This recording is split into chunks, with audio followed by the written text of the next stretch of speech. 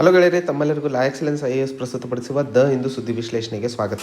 ಇಂದು ನಾವು ಡಿಸೆಂಬರ್ 31, 2020 ಸುದ್ದಿ ವಿಶ್ಲೇಷಣೆಯನ್ನು ನೋಡಲಿದ್ದೇವೆ.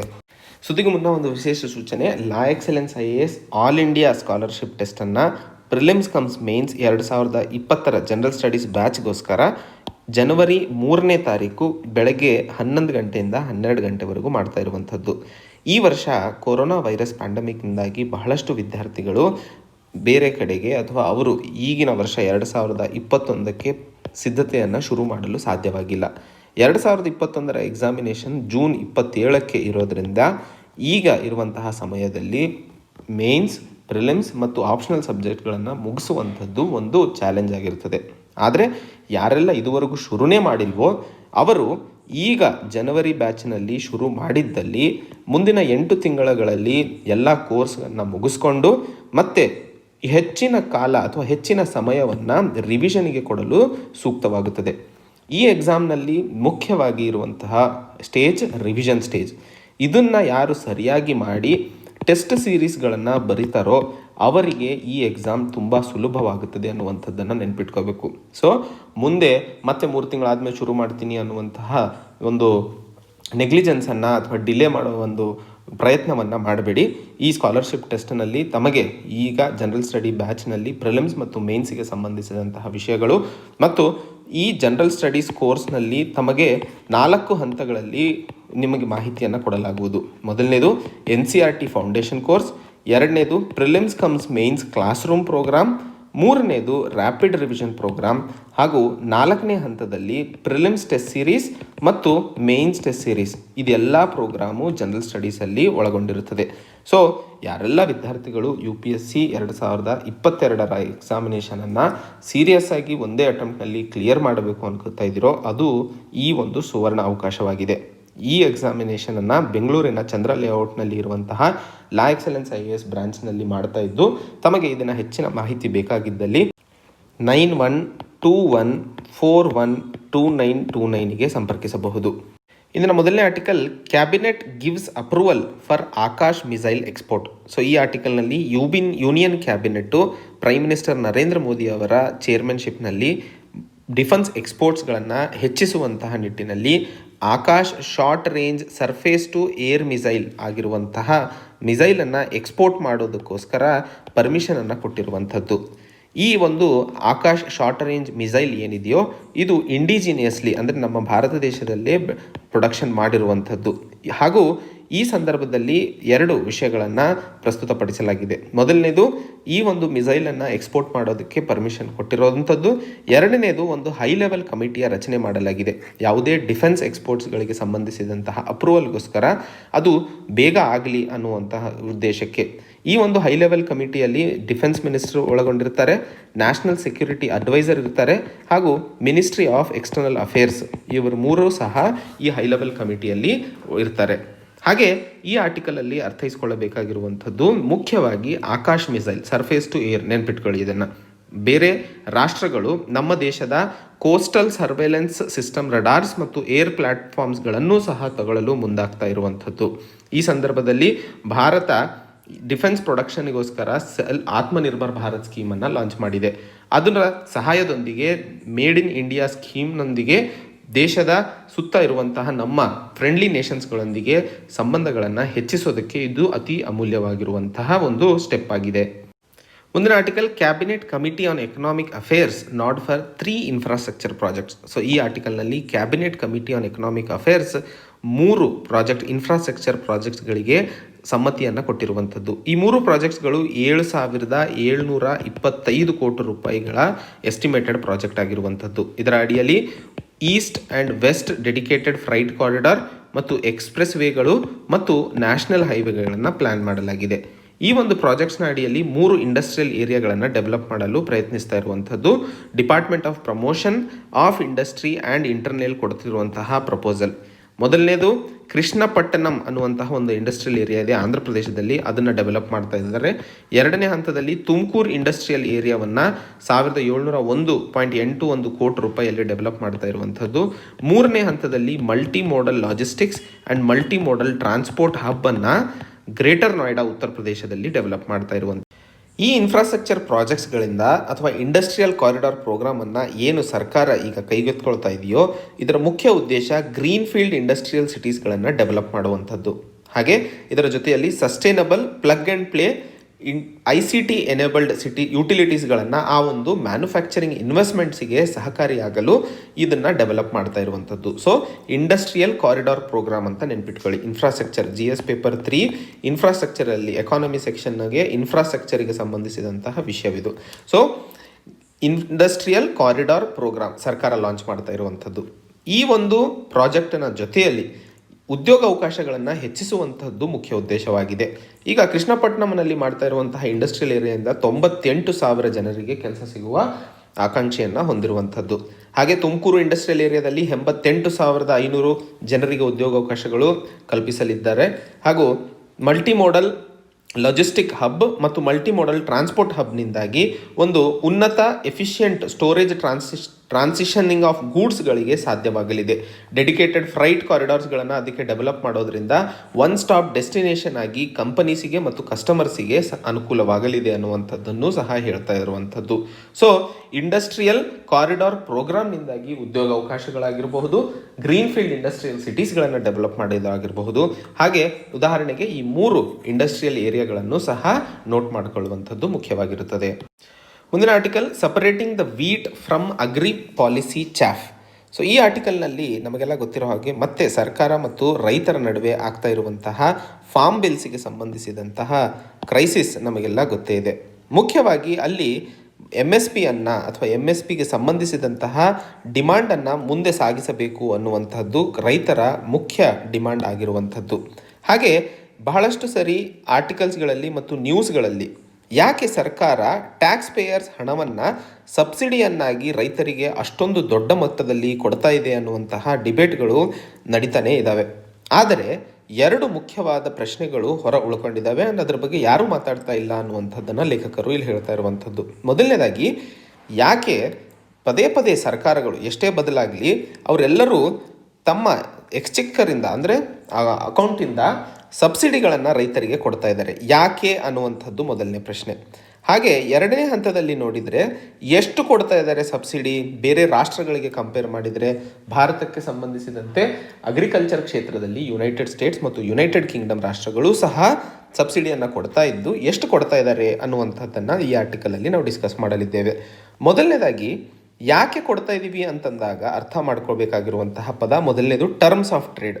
ಟರ್ಮ್ಸ್ ಆಫ್ ಟ್ರೇಡ್ ಅಂದರೆ ಅಗ್ರಿಕಲ್ಚರ್ ಅಥವಾ ಕೃಷಿಯಿಂದ ಬೆಳೆದಿರುವಂತಹ ಬೆಳೆಗಳನ್ನು ನಾವು ಎಷ್ಟು ಮೊತ್ತಕ್ಕೆ ಎಕ್ಸ್ಪೋರ್ಟ್ ಮಾಡ್ತಾ ಇದ್ದೀವಿ ಹಾಗೂ ಬೇರೆ ರಾಷ್ಟ್ರಗಳಿಂದ ಎಷ್ಟು ಮೊತ್ತಕ್ಕೆ ಇಂಪೋರ್ಟ್ ಮಾಡ್ತಾ ಇದ್ದೀವಿ ಅನ್ನುವಂತಹ ರೇಷಿಯೋ ತಗೊಂಡಾಗ ಏನು ಬೆಲೆ ಬರುತ್ತದೆಯೋ ಅದನ್ನು ನಾವು ಟರ್ಮ್ಸ್ ಆಫ್ ಟ್ರೇಡ್ ಅಂತ ಅಂತೀವಿ. ಉದಾಹರಣೆಗೆ ಐತಿಹಾಸಿಕವಾಗಿ ನೋಡಿದಾಗ 1950 ಮತ್ತು 51ರಲ್ಲಿ ಕೃಷಿ ಕ್ಷೇತ್ರದಲ್ಲಿ ನಮ್ಮ ಭಾರತ 70% ಜನರು ಅದರ ಮೇಲೆ ಡಿಪೆಂಡ್ ಆಗಿದ್ದರು. ಹಾಗೆ ಅದರಿಂದ ಬಂದಂತಹ ಎಕಾನಮಿ 45%ವಾಗಿತ್ತು GDPಯದ್ದು. ಅದೇ 70 ವರ್ಷಗಳ ಕಾಲ ನಂತರ ನೋಡಿದ್ದಲ್ಲಿ GDPಯ 16% ಕೃಷಿಯಿಂದ ಬರ್ತಾ ಇತ್ತು ಮತ್ತು 50% ಜನ ಅದರ ಮೇಲೆ ಡಿಪೆಂಡ್ ಆಗಿದ್ದರು. ಮುಂದಿನ ದಿನಗಳಲ್ಲಿ ಈ ಒಂದು ಅಗ್ರಿಕಲ್ಚರ್ ಸೆಕ್ಟರ್ನಲ್ಲಿ ಟರ್ಮ್ಸ್ ಆಫ್ ಟ್ರೇಡ್ ಏನಿತ್ತೋ ಅದು ಇನ್ನೂ ಕಾಂಟ್ರಾಸ್ಟ್ ಆಗ್ತಾ ಹೋಗಿರೋದನ್ನು ನಾವು ನೋಡಿದ್ವಿ. 1980 ಮತ್ತು 90ರ ದಶಕದಲ್ಲಿ 2012 ಮತ್ತು 2013ರ ನಂತರ ಯಾವುದೇ ಬದಲಾವಣೆಗಳು ಟರ್ಮ್ಸ್ ಆಫ್ ಟ್ರೇಡಲ್ಲಿ ಆಗದೇ ಇರೋದನ್ನು ನಾವು ನೋಡ್ತಾ ಇದ್ದೀವಿ. ಟರ್ಮ್ಸ್ ಆಫ್ ಟ್ರೇಡಲ್ಲಿ ಬದಲಾವಣೆಗಳು ಆಗ್ತಾ ಇಲ್ಲ ಅಂತಂದರೆ ರೈತರ ಇನ್ಕಮ್ನಲ್ಲಿ ಯಾವುದೇ ಬೆಳವಣಿಗೆ ಆಗ್ತಾ ಇಲ್ಲ, ಕಡಿಮೆ ಆಗ್ತಾ ಇದ್ದೇನೆ ಹೊರತು ಇನ್ಫ್ಲೇಷನ್ನಿಂದಾಗಿ ಅದು ಹೆಚ್ಚಿಗೆ ಆಗ್ತಾ ಇಲ್ಲ ಅನ್ನುವಂಥದ್ದು. ಹಾಗೆ ಇಷ್ಟು ದಿನಗಳಲ್ಲಿ ಕೃಷಿ ಕ್ಷೇತ್ರದಲ್ಲಿ ಇನ್ವೆಸ್ಟ್ಮೆಂಟ್ ಸೆಕ್ಟರ್ನಲ್ಲೂ ನೋಡಿದಾಗ ಅಥವಾ ಇನ್ವೆಸ್ಟ್ಮೆಂಟ್ ಪ್ರಾವಧಾನವನ್ನು ನೋಡಿದಾಗಲೂ ಸಹ ಬಹಳ ಹಿಂದೆ ಉಳ್ಕೊಂಡಿದ್ದೀವಿ. ಕೃಷಿ ಕ್ಷೇತ್ರದಲ್ಲಿ 1950ರ ದಶಕದಲ್ಲಿ 18% ಇನ್ವೆಸ್ಟ್ಮೆಂಟನ್ನು ನೋಡಲು ಸಾಧ್ಯವಾಗ್ತಾ ಇತ್ತು. 80ರಷ್ಟೊತ್ತಿಗೆ ಬಂದಾಗಲೇ 11ಕ್ಕೆ ಇಳಿಕೆ ಆಗಿತ್ತು. ಇವತ್ತು 5 ವರ್ಷಗಳಿಗೆ 2014ರಿಂದ 2019ರವರೆಗೆ ನೋಡಿದರೆ ಬರೀ 7.6% ಇವತ್ತು ಇನ್ವೆಸ್ಟ್ಮೆಂಟನ್ನು ನಾವು ನೋಡಲು ಸಾಧ್ಯವಾಗ್ತಿರುವಂಥದ್ದು. ಇವೆಲ್ಲದರ ಅಡಿಯಲ್ಲಿ ಇವತ್ತು ಭಾರತದಲ್ಲಿ ಬೆಳೀತಾ ಇರುವಂತಹ ಮುಖ್ಯ ಬೆಳೆಗಳಲ್ಲಿ ಬರೀ ಅಕ್ಕಿ, ಗೋಧಿ ಹೆಚ್ಚಿನ ರ್ಯಾಂಕನ್ನು ಪಡೆದಿದೆ ದೇಶದಲ್ಲಿ. ಆದರೆ ಪ್ರಪಂಚ ಮಟ್ಟದಲ್ಲಿ ನೋಡಿದಾಗ 2019ರಲ್ಲಿ ಗೋಧಿ 45ನೇ ಸ್ಥಾನವನ್ನು ಪಡೆದಿದೆ, ಅಕ್ಕಿ 59ನೇ ಸ್ಥಾನವನ್ನು ಪಡೆದಿದೆ. ಇವೆಲ್ಲದನ್ನು ನೋಡಿದಾಗ ದೇಶದಲ್ಲಿ ಪ್ರೊಡಕ್ಟಿವಿಟಿ ಏನಿದೆಯೋ ಅದು ತುಂಬ ಕಡಿಮೆ ಇದೆ ಅನ್ನುವಂಥದ್ದನ್ನು ನಾವು ಕ್ಲಿಯರಾಗಿ ಅರ್ಥ ಮಾಡ್ಕೋಬೋದು. ಸೊ ಪಂಜಾಬ್ ಹರಿಯಾಣ ರೀಜನನ್ನು ಗೋಧಿ ಅಕ್ಕಿಯ ರೇಂಜಿಂದ ತೆಗೆದು ಹಾಕಿದರೆ ಭಾರತ ಎಲ್ಲೋ ಹಿಂದೆ ಹೋಗ್ಬಿಡುತ್ತದೆ. ಹಂಗೆ ನೋಡ್ಕೊಂಡ್ರೆ ದೇಶದಲ್ಲಿ ಇಷ್ಟು ಪ್ರೊಡಕ್ಟಿವಿಟಿ ಕಡಿಮೆ ಇದ್ದರೂ ಸಹ ಬಹಳ ದೊಡ್ಡ ಮಟ್ಟದ ಹರ್ಡಲ್ ಆಗಿರುವಂಥದ್ದು ಮಿಡಲ್ ಮೆನ್ಗಳು, ಅದು APMC ಅಗ್ರಿಕಲ್ಚರಲ್ ಪ್ರೊಡ್ಯೂಸ್ ಮಾರ್ಕೆಟ್ ಕಮಿಟೀಸಿಂದಾಗಿ. ಈ ಒಂದು ಕಮಿಟೀಸ್ಗಳಿಂದಾಗಿ APMCಗಳು ಸರಿಯಾದ ಬೆಲೆ ಅಥವಾ ರೆನ್ಯುಮರೇಟಿವ್ ಪ್ರೈಸನ್ನು ರೈತರಿಗೆ ಕೊಡಲು ಸಫಲವಾಗಲಿಲ್ಲ ಅನ್ನುವಂಥದ್ದು. ಇವೆಲ್ಲದರ ನಡುವೆ ಈಗ ಫಾರ್ಮ್ ಲೆಜಿಸ್ಲೇಷನ್ಸಿಂದಾಗಿ ಮಧ್ಯವರ್ತಿಗಳು ಇನ್ನೂ ದೊಡ್ಡ ಮಧ್ಯವರ್ತಿಗಳು ಅಂದರೆ ಪ್ರೈವೇಟ್ ಸೆಕ್ಟರ್ಗಳನ್ನು ಇನ್ವಾಲ್ವ್ ಮಾಡೋದ್ರಿಂದ ಅದು ಎಷ್ಟರ ಮಟ್ಟಿಗೆ ರೈತರ ಸಮುದಾಯಕ್ಕೆ ಅನುಕೂಲವಾಗಲಿದೆ ಅನ್ನುವಂತಹ ಮಾತನ್ನು ಇಲ್ಲಿ ಕೇಳ್ತಾ ಇರುವಂಥದ್ದು. ಇದೆಲ್ಲದರ ನಡುವೆ ರೈತರಿಗೆ ಸಂಬಂಧಿಸಿದಂತಹ ಪಾಲಿಸಿಗಳ ಮೇಲೆ ನಮಗೆ ಸ್ವತಂತ್ರ ಸಿಕ್ಕ ನಂತರ ಬಹಳಷ್ಟು ಸರ್ಕಾರಗಳು ಕೆಲಸ ಮಾಡಿದ್ವು. ಆದರೆ ಯಾವುದೇ ಬದಲಾವಣೆಗಳು ಅದು ಮಾಡಲು ಸಾಧ್ಯವಾಗಿಲ್ಲ. ಇಷ್ಟು ದೊಡ್ಡ ಮಟ್ಟದಲ್ಲಿ ಜನರು ಅದರ ಮೇಲೆ ಡಿಪೆಂಡೆಂಟ್ ಇದ್ದರೂ ಸಹ ಯಾವ ಸರ್ಕಾರವೂ ಸಕ್ಸಸ್ಫುಲ್ ಆಗಿ ಅದನ್ನು ನಿಭಾಯಿಸಲು ಸಾಧ್ಯವಾಗಿಲ್ಲ. ಯುನೈಟೆಡ್ ಸ್ಟೇಟ್ಸಲ್ಲಿ ಬರೀ 2% ಜನರು ಕೃಷಿ ಕ್ಷೇತ್ರದ ಮೇಲೆ ಡಿಪೆಂಡ್ ಆಗಿದ್ದಾರೆ. ಆದರೆ ಪ್ರತಿ 4 ವರ್ಷಕ್ಕೊಮ್ಮೆ ಅಗ್ರಿಕಲ್ಚರಲ್ ಅಡ್ಜಸ್ಟ್ಮೆಂಟ್ ಆ್ಯಕ್ಟ್ ಏನು 1933ರಲ್ಲಿ ಬಂತೋ ತದನಂತರ ಬದಲಾವಣೆಗಳು ಆಗ್ತಾನೇ ಇದ್ದಾವೆ ಅನ್ನುವಂಥದ್ದನ್ನು ನೆನ್ಪಿಟ್ಕೋಬೇಕು. ಹಾಗೆ United States president Franklin Roosevelt new ಡೀಲನ್ನು ತಂದಿರುವಂಥದ್ದು ಮೊದಲನೇದಾಗಿ. ಯುರೋಪಿಯನ್ ಯೂನಿಯನ್ನಲ್ಲೂ ನೋಡಿದರೆ 1962ರ ನಂತರ ಪ್ರತಿ ಕೆಲವು ವರ್ಷಗಳ ನಂತರ ಅಲ್ಲಿ ಲೆಜಿಸ್ಲೇಷನ್ಸ್ಗಳನ್ನು ಮಾಡ್ತಾನೆ ಇದ್ದಾರೆ. ಭಾರತದಲ್ಲಿ ಮಾತ್ರ ಅಗ್ರಿಕಲ್ಚರಲ್ ರಿಫಾರ್ಮ್ಸ್ನಲ್ಲಿ ಬಹಳ ಮುಂದೆ ಉಳ್ಕೊಂಡಿದ್ದೀವಿ ಅನ್ನುವಂಥದ್ದು. ಫಾರ್ಮ್ ಸಬ್ಸಿಡೀಸಿಗೆ ಯಾಕೆ ಇಷ್ಟರ ಮಟ್ಟಿಗೆ ಫಾರ್ಮ್ ಸಬ್ಸಿಡಿ ಕೊಡ್ತೀವಿ ಹಂಗಂದರೆ ಇವೆಲ್ಲದನ್ನು ನೋಡಿದರೆ ನಮಗೆ ಒಂದು ಮುಖ್ಯವಾಗಿ ಅರ್ಥವಾಗುತ್ತದೆ. ಸರ್ಕಾರ ತನ್ನ ಪಾಲಿಸಿ ಫ್ರೇಮ್ವರ್ಕ್ನಲ್ಲಿ ವಿಫಲವಾದದ್ರಿಂದ ಅದನ್ನು ಮುಚ್ಚಿ ಹಾಕಿಕೊಳ್ಳಲು ಇಷ್ಟು ದೊಡ್ಡ ಮಟ್ಟದಲ್ಲಿ ಸಬ್ಸಿಡಿಗಳನ್ನು ರೈತರಿಗೆ ಕೊಡ್ತಾ ಇದೆ, ದೇಶದಲ್ಲಿ ಡೊಮೆಸ್ಟಿಕ್ ಫುಡ್ ಸೆಕ್ಯೂರಿಟಿ ಮತ್ತು ರೂರಲ್ ಲೈವ್ಲಿಹುಡ್ಡನ್ನು ಉಳಿಸ್ಕೊಳ್ಳೋದಕ್ಕೆ ಅನ್ನುವಂಥದ್ದು ಕ್ಲಿಯರ್ ಆಗಿ ಅರ್ಥ ಆಗುತ್ತದೆ. ಬರೀ ಸಬ್ಸಿಡಿ ಕೊಡೋದ್ರಿಂದ ಸರಿ ತಪ್ಪುಗಳು ಪಾಲಿಸಿ ಫೇಲ್ಯೂರ್ಗಳು ಮುಚ್ಚೋದ್ವಾ? ಇಲ್ಲ, ಅದರಿಂದಾಗಿ ಪ್ರೊಡಕ್ಟಿವಿಟಿ ಸ್ಟ್ರಕ್ಚರ್ನಲ್ಲೂ ಸಹ ವ್ಯತ್ಯಾಸಗಳು ಕಂಡ್ವಿ, ಡಿಸ್ಟ್ರಿಬ್ಯೂಷನ್ ಪ್ಯಾಟರ್ನ್ನಲ್ಲಿ ಬದಲಾವಣೆಗಳು ಕಂಡ್ವಿ. ಇವತ್ತು ಅವುಗಳನ್ನು ಸ್ಟೋರ್ ಮಾಡಲು ಸರ್ಕಾರ ತನ್ನ ವೆಚ್ಚವನ್ನು ಬಹಳಷ್ಟು ದೊಡ್ಡ ವೆಚ್ಚವನ್ನು ಅದಕ್ಕೆ ಹಾಕ್ತಾ ಇದೆ. ಇವೆಲ್ಲವೂ ನೋಡಿದರೆ ಸಬ್ಸಿಡಿಗಳು ಸರ್ಕಾರದ ವಿಫಲತೆಯನ್ನು ಕಾಪಾಡೋದಕ್ಕೋಸ್ಕರ ಮಾಡ್ತಾ ಇದೆ ಹೊರತು ರೈತರ ಬೆಳವಣಿಗೆಗೋಸ್ಕರ ಅಲ್ಲ ಅನ್ನುವಂಥದ್ದನ್ನು ನಾವಿಲ್ಲಿ ಅರ್ಥೈಸ್ಕೊಳ್ಳಬಹುದು. ಹಾಗೆ ವರ್ಲ್ಡ್ ಟ್ರೇಡ್ ಆರ್ಗನೈಸೇಷನ್ನಲ್ಲಿ ಅಗ್ರಿಮೆಂಟ್ ಆನ್ ಅಗ್ರಿಕಲ್ಚರ್ ಅನ್ನುವಂತಹ ಒಂದು ಕಮಿಟ್ಮೆಂಟನ್ನು ಕೊಟ್ಟಿದೆ. ಅದರ ಅಡಿಯಲ್ಲಿ ಸಬ್ಸಿಡಿಗಳಿಗೆ ಒಂದಿಷ್ಟು ಲಿಮಿಟೇಷನ್ ಹಾಕಲಾಗಿದೆ. ಇವೆಲ್ಲದರ ನಡುವೆ ಸರ್ಕಾರ ರೈತರ ಬೆಳವಣಿಗೆಗೋಸ್ಕರ ಬರೀ ಸಬ್ಸಿಡಿಗಳನ್ನು ಮುಂಸಾಗಿಸಿದರೆ ಅದು ಯಾವುದೇ ಫಲ ಕೊಡೋದಿಲ್ಲ ಅನ್ನುವಂಥದ್ದನ್ನು ಅರ್ಥೈಸ್ಕೊಳ್ಳಬೇಕು. ಹಾಗೆ ಎಷ್ಟು ಕೊಡ್ತಿದೆ ಸಬ್ಸಿಡಿ ಅಂತ ನೋಡಿದಾಗ ಭಾರತದ 2018 ಮತ್ತು 19ರ ನೋಟಿಫಿಕೇಷನ್ನ ನೋಡಿದರೆ $56 ಬಿಲಿಯನ್ ಸಬ್ಸಿಡಿಯನ್ನು ಭಾರತ ಕೊಡ್ತಾ ಇರುವಂಥದ್ದು. ಹಾಗೆ US ಅದೇ ಮಟ್ಟದಲ್ಲಿ ಕಂಪೇರ್ ಮಾಡಿದರೆ 131 ಬಿಲಿಯನ್ಗಳು US ತನ್ನ ರೈತರಿಗೆ ಸಬ್ಸಿಡಿಯನ್ನಾಗಿ ಕೊಡ್ತಾ ಇರುವಂಥದ್ದು. ಯುರೋಪಿಯನ್ ಯೂನಿಯನ್ $80 ಬಿಲಿಯನ್ ಯೂರೋಸ್ಗಳನ್ನು ಕೊಡ್ತಾ ಇರುವಂಥದ್ದು. ಹಾಗೆ ಭಾರತದಲ್ಲಿ ಸಬ್ಸಿಡಿಗಳು ಕೊಡ್ತಾ ಇರೋದು ಆದರೆ ಸರಿ, ಆದರೆ ಅದು ಎಷ್ಟರ ಮಟ್ಟಿಗೆ ಉಪಯೋಗ ಆಗ್ತಿದೆ ಅನ್ನೋದನ್ನು ನಾವು ಅರ್ಥೈಸ್ಕೊಳ್ಳಬೇಕು ಅಂತಂದರೆ ವ್ಯಾಲ್ಯೂ ಅಡಿಷನ್ ಎಷ್ಟಾಗ್ತಿದೆ ಅನ್ನುವಂಥದ್ದನ್ನು ನೋಡಿಬೇಕು. ಕೃಷಿ ಕ್ಷೇತ್ರದಲ್ಲಿ ಅದರ ಪರ್ಸೆಂಟೇಜ್ ತಗೊಂಡಾಗ ಭಾರತ ಕೊಡ್ತಾ ಇರುವಂತಹ ಸಬ್ಸಿಡಿಯಿಂದಾಗಿ ಆಗ್ತಾ ಇರುವಂತಹ ವ್ಯಾಲ್ಯೂ ಅಡಿಷನ್ನು ಬರೀ 12.4%. US ಕೊಡ್ತಾ ಇರುವಂತಹ ಸಬ್ಸಿಡಿಯಿಂದ ವ್ಯಾಲ್ಯೂ ಅಡಿಷನ್ನು 90.8%. ಅದೇ ಯುರೋಪಿಯನ್ ಯೂನಿಯನ್ ಕಾಮನ್ ಮಾರ್ಕೆಟಿಂದ 45.3%. ಹಾಗಾದರೆ ಸಬ್ಸಿಡಿಗಳು ನಾವು ಸುಮ್ಮನೆ ಹಂಚ್ತಾ ಇದ್ದೀವಿ ಅಷ್ಟೇ, ಅದರಿಂದಾಗಿ ಯಾವುದೇ ಬದಲಾವಣೆ ಆಗಲಿ, ವ್ಯಾಲ್ಯೂ ಅಡಿಷನ್ ಆಗಲಿ ಅಥವಾ ರೈತರಿಗೆ ಅನುಕೂಲವಾಗಲಿ ಅವರ ಜೀವನದಲ್ಲಿ ಬದಲಾವಣೆಗಳಾಗಲಿ ಆಗ್ತಾ ಇಲ್ಲ ಅನ್ನುವಂಥದ್ದನ್ನು ಇಲ್ಲಿ ಅರ್ಥೈಸ್ಕೊಳ್ಳಬೇಕಾಗಿರುವಂಥದ್ದು. ಮುಂದಿನ article, before A new Don glimpses of trauma filled year. ಈ ಆರ್ಟಿಕಲ್ನಲ್ಲಿ ಲೇಖಕರು 1992ರ ಜೂಬ್ಲಿ ಅಡ್ರೆಸ್ನಲ್ಲಿ ಕ್ವೀನ್ ಎಲಿಜಬೆತ್ II ಒಂದು ಅಡ್ರೆಸ್ಸನ್ನು ಮಾಡಿರುವಂತಹ ಸನ್ನಿವೇಶವನ್ನು ಹೇಳ್ತಾ ಇರುವಂಥದ್ದು. ಆಗಿನ ಸಮಯದಲ್ಲಿ ಆದಂತಹ ಸಂದರ್ಭದಲ್ಲಿ ಕ್ವೀನ್ ಎಲಿಜಬೆತ್ II ಅವರು ಅನ್ನಸ್ ಹೊರಬೆಲಿಸ್ ಅನ್ನುವಂತಹ ಒಂದು ಲ್ಯಾಟಿನ್ ಪದವನ್ನು ಉಪಯೋಗಿಸಿರ್ತಾರೆ. ಅನ್ನಸ್ ಹೊರಬೆಲಿಸ್ ಅಂದರೆ ಹಾರಿಬಲ್ ಇಯರ್ ಅಂತ, ಅಂದರೆ ತುಂಬ ಹಾರಿಬಲ್ ಆಗಿರುವಂತಹ ವರ್ಷವಂತ. ಸೊ ಈ ವರ್ಷವು ಯುರೋಪಿಯನ್ ಯೂನಿಯನ್ನಲ್ಲಿ ಈ ಒಂದು ಕೊರೋನಾ ವೈರಸ್ ಪ್ಯಾಂಡಮಿಕ್ನಿಂದಾಗಿ ಬಹಳಷ್ಟು ಜನ ಸಾವನ್ನಪ್ಪಿದ್ರು. ಇವತ್ತಿಗೂ ಸಹ ಆರ್ಥಿಕ ವ್ಯವಸ್ಥೆ ಮತ್ತು ಸಾಮಾಜಿಕ ವ್ಯವಸ್ಥೆ ಮತ್ತೆ ನಾರ್ಮಲ್ಸಿಗೆ ಬರಲು ಸಾಧ್ಯವಾಗಿಲ್ಲ ಅನ್ನುವಂಥದ್ದು. ಅಲ್ಲಿನ ಕ್ವೀನ್ ಈ ಮಾತನ್ನು ಅಂದರೆ ಅನ್ನಸ್ ಹೊರಬಿಲಿಸ್ ಅನ್ನುವಂತಹ ಪದವನ್ನು ಉಪಯೋಗಿಸದೇ ಇದ್ದರೂ ಜನರಿಗೆ ಸರಿಯಾಗಿ ಗೊತ್ತಿದೆ ಅನ್ನಸ್ ಹೊರಬಿಲಿಸ್ 2020 ಆಗಿದೆ ಅಂತ, ಅಂದರೆ 2020 ಹಾರಿಬಲ್ ವರ್ಷ ಅಂತ. ಸೊ ಈ ಆರ್ಟಿಕಲ್ನಲ್ಲಿ ನಾವು ಪ್ರಪಂಚ ಮಟ್ಟದಲ್ಲಿ ಹಾಗೆ ಪ್ಯಾಂಡಮಿಕ್ನಿಂದ ಆದಂತಹ ಬದಲಾವಣೆಗಳು ಮತ್ತು ಭಾರತದ ಎಕ್ಸ್ಪೀರಿಯನ್ಸ್ಗಳು ಏನಾಗಿದೆ ಅನ್ನುವಂಥದ್ದನ್ನು ಒಂದು ತುಣುಕು ನೋಡಲಿದ್ದೇವೆ. ಪ್ರಪಂಚ ಮಟ್ಟದಲ್ಲಿ ನೋಡಿದಾಗ ಮೊದಲನೇದಾಗಿ ಕ್ಲೈಮೇಟ್ ಈವೆಂಟ್ಸಿಗೆ ಸಂಬಂಧಿಸಿದಂತೆ ಆಸ್ಟ್ರೇಲಿಯಾದಲ್ಲಿ ಆದಂತಹ ಬುಷ್ ಫೈರ್ಗಳು, ಯುನೈಟೆಡ್ ಸ್ಟೇಟ್ಸ್ನಲ್ಲಿ ಆದಂತಹ ಬುಷ್ ಫೈರು ಹಾಗೂ ಬಹಳಷ್ಟು ರೀಜನ್ಸ್ಗಳಲ್ಲಿ ಟ್ರಾಪಿಕಲ್ ಸೈಕ್ಲೋನ್ಸು, ಫ್ಲಡ್ಸು ಮತ್ತು ಫರ್ಟೈಲ್ ಸಾಯಿಲ್ಗಳು ಕೊಚ್ಚು ಹೋದವು ಚೈನಾದಲ್ಲಿ ಇದರಿಂದಾಗಿ. ಹಾಗೆ ಇದೇ ಸಂದರ್ಭದಲ್ಲಿ ಕ್ಲೈಮೇಟ್ ಚೇಂಜ್ ಇಂದಾಗಿ ಬಹಳಷ್ಟು ಜನ ಜಪಾನ್, ಭಾರತ, ನೇಪಾಲ್ ಮತ್ತು ಚೈನಾದಲ್ಲೂ ಸಹ ಎಫೆಕ್ಟ್ ಆಗಿರೋದನ್ನು ನಾವು ನೋಡಿದ್ವಿ. ಕ್ಲೈಮೇಟ್ ಚೇಂಜ್ ಒಂದು ದಿಕ್ಕಿನಲ್ಲಿ ನೋಡಿದರೆ ವೈಲೆನ್ಸು ಸಹ ಬಹಳಷ್ಟು ರೀಜನ್ಸ್ಗಳಲ್ಲಿ ನಮಗೆ ನೋಡಲು ಸಿಕ್ತು. ಈ ವೈಲೆನ್ಸ್ ಬಹಳಷ್ಟು ಜನರ ನಡುವೆ ಇರುವಂತಹ ಸಿಟ್ಟು, ಕೋಪ, ಫ್ರಸ್ಟ್ರೇಷನ್ ಇವೆಲ್ಲವೂ ಟೆರಿಟೋರಿಯಲ್ ಅಡ್ವೆಂಚರಿಸಮನ್ನು ತೋರಿಸೋದಕ್ಕೆ ಹೊರಹಾಕಿದರು. ಪರ್ಷಿಯನ್ ಗಲ್ಫ್ ಕ್ರೈಸಿಸ್ ಅನ್ನು ನಾವು ನೋಡಿದ್ವಿ 3ನೇ ಹಂತದಲ್ಲಿ. ಪರ್ಷಿಯನ್ ಗಲ್ಫಿಗೆ ಕಾರಣ ಇರಾನಿಯನ್ ಜನರಲ್ ಕಾಸಿಂ ಸುಲೇಮಾನಿನ ಹತ್ಯೆಗೈದಿರುವಂಥದ್ದು, Iraqi commander Abu Mahdi al ಮೊಹದಾಸ್ ಅನ್ನುವಂಥವ್ರನ್ನ US drone ಅಟ್ಯಾಕ್ನಲ್ಲಿ ಸಾಯಿಸಿದ್ದು, ಜನವರಿ ತಿಂಗಳಲ್ಲಿ ಇರಾನಿನ ನ್ಯೂಕ್ಲಿಯರ್ ಫಿಸಿಸ್ಟ್ ಆದಂತಹ ಮೊಹಸಿನ್ ಫಕ್ರಿಜದೆ ಅವರನ್ನು ಕೊಲೆ ಮಾಡಿದ್ದು, ಇವೆಲ್ಲದನ್ನು ನೋಡಿದರೆ ಅಸಾಸಿನೇಷನ್ ಮಾಡಿದ್ದು, ಇವೆಲ್ಲದನ್ನು ನೋಡಿದರೆ ಪರ್ಷಿಯನ್ ಗಲ್ಫ್ ಕ್ರೈಸಿಸ್ನ ಒಂದು ತುಣುಕು. ಮಿಡಲ್ ಈಸ್ಟ್ ಕಾನ್ಫ್ಲಿಕ್ಟ್ನಲ್ಲೂ ಸಹ Afghanistan, Armenia, Azerbaijan, central African republic of Congo, Syria, Iraq ಮತ್ತು ಇಥಿಯೋಪಿಯಾದಲ್ಲಿ ನಡೀತಾ ಇರುವಂತಹ ಸರ್ಕಾರ ಮತ್ತು ಟಿಗ್ರೆ ಪೀಪಲ್ಸ್ ಲಿಬರೇಷನ್ ಫ್ರಂಟ್ ನಡುವಿನ ಕ್ರೈಸಿಸ್ಸು ಈ ಒಂದು ರೀಜನಿಗೆ ಬಹಳ ಮಾರಕವಾಗಿದೆ. ರೋಹಿಂಗ್ಯಾ ಮುಸ್ಲಿಮ್ಸ್ ಕ್ರೈಸಿಸ್ಸು ಬಾಂಗ್ಲಾದೇಶಲ್ಲಿ ನಮಗೆ ಗೊತ್ತೇ ಇರುವಂಥದ್ದು. ಇವೆಲ್ಲದರ ನಡುವೆ ಪ್ಯಾಂಡಮಿಕ್ ವುಹಾನ್ನಲ್ಲಿ ಶುರುವಾಯಿತು. ಇದು ಶುರುವಾದ ನಂತರ ಪ್ರಪಂಚದಲ್ಲಿ ಇರುವಂತಹ ಆರ್ಥಿಕ, ಸಾಮಾಜಿಕ ಮತ್ತು ರಾಜಕೀಯ ವ್ಯವಸ್ಥೆಯನ್ನೇ ತಿರುಚು ಹಾಕಿತು. ಇಂಟರ್ನ್ಯಾಷನಲ್ ಮಾನಿಟರಿ ಫಂಡ್ ಹೇಳ್ತಾ ಇರೋ ಹಾಗೆ 4.9% ಕಾಂಟ್ರಾಕ್ಟಿಂಗನ್ನು ನಾವು ನೋಡ್ತಾ ಇರುವಂಥದ್ದು. ಒಟ್ಟಾರೆ ಇದನ್ನು ಎಕನಾಮಿಕ್ ಡಿಪ್ರೆಷನ್ ಅಂತಾನೆ ಕಾಣ್ತಾ ಇದ್ದೀವಿ. ಇದರಿಂದಾಗಿ ಬಹಳಷ್ಟು ಜನರ ಜೀವನದಲ್ಲಿ ಹೊಡೆತ ಬಿದ್ದಿರುವಂಥದ್ದು.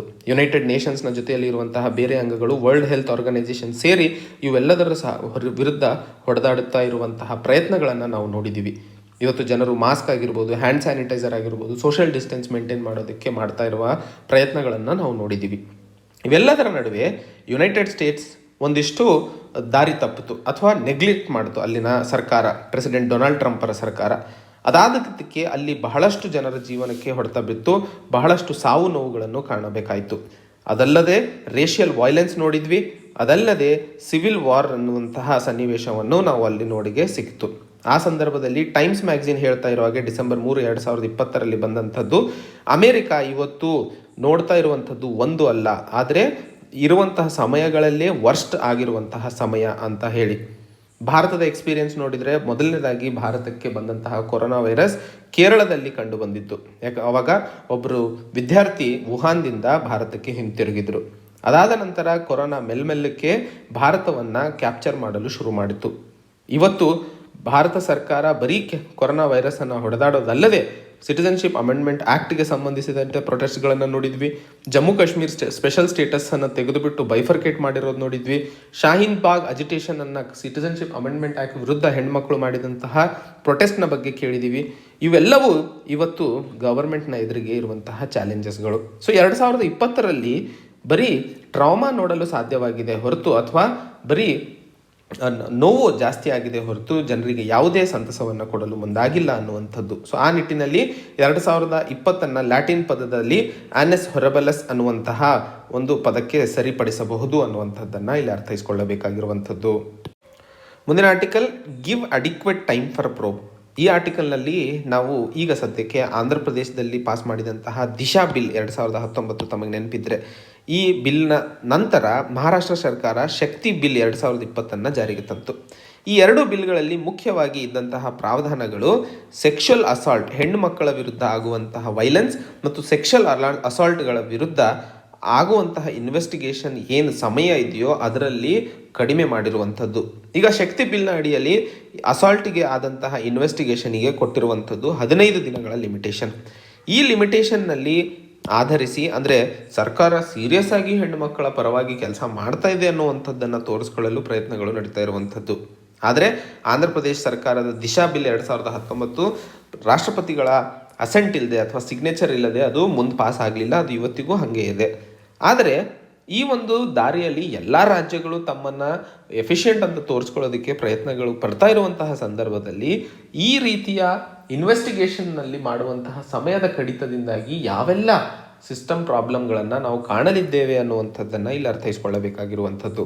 ಮೊದಲನೇದಾಗಿ, ಯಾವುದೇ ಹೀನಿಯಸ್ ಕ್ರೈಮ್ ಅಥವಾ ಯಾವುದೇ sexual assault, harassment of woman, children ಅಥವಾ ರೇಪ್ ಆದಂತಹ ಸಂದರ್ಭದಲ್ಲಿ ದಿಶಾ ಹೇಳ್ತಾ ಇರೋ ಹಾಗೆ ಅಡಿಕ್ವೇಟ್ ಕನ್ಕ್ಲೂಸಿವ್ ಎವಿಡೆನ್ಸ್ ಇದ್ದಾಗ ಅದನ್ನು ಕನ್ಸಿಡರ್ ಮಾಡಿಬಿಟ್ಟು ಕನ್ವಿಕ್ಷನ್ ಕೊಡಬಹುದು ಅನ್ನುವಂಥದ್ದು.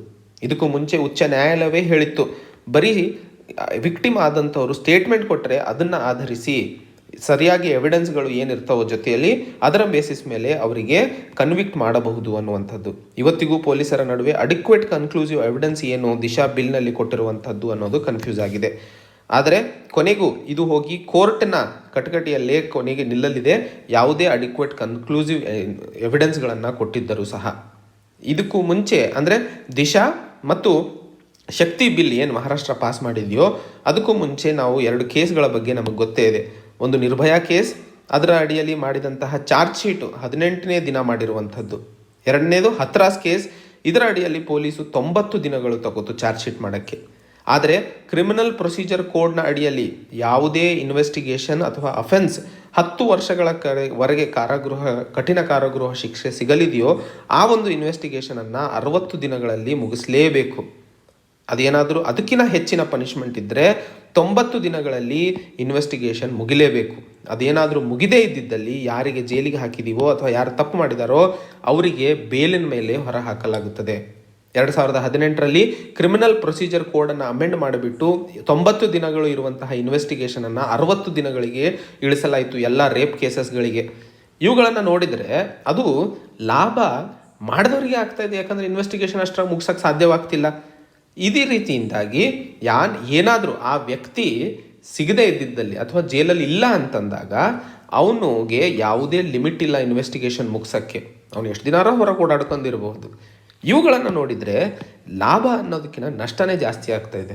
ಸಮಯ ಇನ್ವೆಸ್ಟಿಗೇಷನ್ ಮಾಡಬೇಕು ಅಂತಂದಲ್ಲಿ ಕ್ರೈಮು ಎಲ್ಲಾಗಿದೆ, ಎಷ್ಟು ಜನ ಆ ಕ್ರೈಮಲ್ಲಿ ಇನ್ವಾಲ್ವ್ ಆಗಿದ್ದಾರೆ, ಯಾವೆಲ್ಲ ಏಜೆನ್ಸಿಗಳು ಅದನ್ನು ಇನ್ವೆಸ್ಟಿಗೇಟ್ ಮಾಡ್ತಾ ಇದ್ದಾವೆ ಅನ್ನೋದರ ಜೊತೆಯಲ್ಲಿ ಇನ್ವೆಸ್ಟಿಗೇಟಿಂಗ್ ಆಫೀಸರ್ಸ್ ಕ್ರೈಮ್ ಸೀನನ್ನು ನೋಡಬೇಕು, ಫೊರೆನ್ಸಿಕ್ ಎಕ್ಸ್ಪರ್ಟ್ಸ್ ಅಲ್ಲಿಗೆ ಹೋಗಬೇಕು, ಅದಾದ ನಂತರ ವಿಕ್ಟಿಮ್ನ ವಿಟ್ನೆಸ್ ತಗೋಬೇಕು, ಮೆಡಿಕಲ್ ಎಕ್ಸಾಮಿನೇಷನ್ ಮಾಡಬೇಕು, ಕನ್ವಿಕ್ಟ್ನ ವಿಟ್ನೆಸ್ ತಗೋಬೇಕು, ಮೆಡಿಕಲ್ ಎಕ್ಸಾಮಿನೇಷನ್ ಮಾಡಬೇಕು, DNA ಟೆಸ್ಟ್ ತಗೋಬೇಕು, ಫೊರೆನ್ಸಿಕ್ ಸೈನ್ಸ್ ಲ್ಯಾಬೊರೇಟರಿಯಿಂದ ಪಡ್ಕೋಬೇಕು.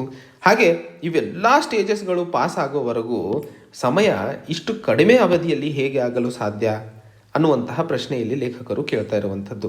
ಸೊ ಸ್ಪೀಡ್ ಆ್ಯಂಡ್ ಕ್ವಾಲಿಟಿ ಎರಡೂ ಇನ್ವೆಸ್ಟಿಗೇಷನ್ದು ಹೆಚ್ಚಿಗೆ ಆಗಬೇಕು ಅಂತಂದರೆ ಪೊಲೀಸ್ ರಿಫಾರ್ಮ್ಸ್ನಲ್ಲಿ ಒಂದು ಪ್ರಾವಧಾನವನ್ನು ಕೊಡಲಾಗಿತ್ತು, ಅಂದರೆ ರೆಕಮೆಂಡೇಷನನ್ನು. Separate unit of investigation and law and ಆರ್ಡರನ್ನು ತರಬೇಕು ಅಂತ ಹೇಳಿ. ಆದರೆ ಇದುವರೆಗೂ ಈ ಒಂದು ಪ್ರಾವಧಾನವನ್ನು ರೆಕಮೆಂಡೇಷನನ್ನು ಪೂರಕವಾಗಿ ಇಂಪ್ಲಿಮೆಂಟ್ ಮಾಡಲು ಆಗಲಿಲ್ಲ. ಇನ್ವೆಸ್ಟಿಗೇಟಿಂಗ್ ಆಫೀಸರ್ಸ್ಗಳನ್ನು ಹೆಚ್ಚಿಗೆ ಅಪಾಯಿಂಟ್ ಮಾಡಬೇಕು, ವುಮೆನ್ ಪೊಲೀಸ್ ಆಫೀಸರ್ಸ್ಗಳು ಹೆಚ್ಚಾಗಬೇಕು, ಫೊರೆನ್ಸಿಕ್ ಸೈನ್ಸ್ ಲ್ಯಾಬೊರೇಟರಿ ಮತ್ತು DNA ಯೂನಿಟ್ಗಳನ್ನು ಇನ್ನೂ ಹೆಚ್ಚಿಗೆ ಮಾಡುವ ಅವಶ್ಯಕತೆ ಇದೆ. ಏನಾದರೂ ಸರ್ಕಾರ ಹೇಳುತ್ತಾ ಇರೋ ಹಾಗೆ 15 ದಿನಗಳಲ್ಲಿ ಇನ್ವೆಸ್ಟಿಗೇಷನ್ ಆಗಬೇಕು ಅಂತಂದರೆ ಆವಾಗ ಮಾತ್ರ ಈ ಒಂದು ದಿನಗಳಲ್ಲಿ ನಾವು ಇನ್ವೆಸ್ಟಿಗೇಷನನ್ನು ಮುಗಿಸಿ ಜಸ್ಟಿಸನ್ನು ಪೂರಕವಾಗಿ ಕೊಡಲು ಸಾಧ್ಯವಾಗುತ್ತದೆ. ಇಲ್ಲ ಅಂದರೆ ಟ್ರಯಲ್ ನಡೀತಿರ್ಬೇಕಾದ್ರೆ ಎಷ್ಟೊಂದು ಲೂಪ್ ಹೋಲ್ಸ್ಗಳನ್ನು ಉಪಯೋಗಿಸ್ಕೊಂಡ್ಬಿಟ್ಟು ಕನ್ವಿಕ್ಟ್ಗಳು ಹೊರಹೋಗಲು ಈಸಿ ಆಗಿಬಿಡುತ್ತದೆ ಅನ್ನುವಂಥದ್ದನ್ನು ಅರ್ಥೈಸ್ಕೊಳ್ಳಬೇಕಾಗಿದೆ. ಸೊ ಪೊಲೀಸಿಗೆ ಇವತ್ತು ಅಡಿಷನಲ್ ರಿಸೋರ್ಸ್ಗಳ ಅವಶ್ಯಕತೆ ಇದೆ. ಅವರೇನಾದರೂ ತಮ್ಮ ಕರ್ತವ್ಯವನ್ನು ಎಫಿಷಿಯೆಂಟಾಗಿ ನಿಭಾಯಿಸಬೇಕು ಅಂತ ಅಂದರೆ ಅನ್ನುವಂಥದ್ದನ್ನು ಈ ಆರ್ಟಿಕಲಲ್ಲಿ ಅರ್ಥೈಸ್ಕೊಳ್ಳಬೇಕಾಗಿರುವಂಥದ್ದು. ಸೊ ಇದು ಇವತ್ತಿನ ಸುದ್ದಿ ವಿಶ್ಲೇಷಣೆಗಳೇ. ಮತ್ತೆ ಹೊಸ ಸಂಚಿಕೆಯೊಂದಿಗೆ ಭೇಟಿಯಾಗೋಣ. ತಮ್ಮೆಲ್ಲರಿಗೂ ಹೊಸ ವರ್ಷದ ಹಾರ್ದಿಕ ಶುಭಾಶಯಗಳು. ನಮ್ಮ ಲಾಯಕ್ಸ್ ಕುಟುಂಬದ ವತಿಯಿಂದ ತಮ್ಮ ಆರೋಗ್ಯವನ್ನು ಕಾಪಾಡಿಕೊಳ್ಳಿ ಅಂತ ಹೇಳ್ತಾ ಇವತ್ತಿನ ಈ ಸಂಚಿಕೆಯನ್ನು ಇಲ್ಲಿಗೆ ಮುಗಿಸ್ತೇನೆ. ಜೈ ಹಿಂದ್, ಜೈ ಕರ್ನಾಟಕ.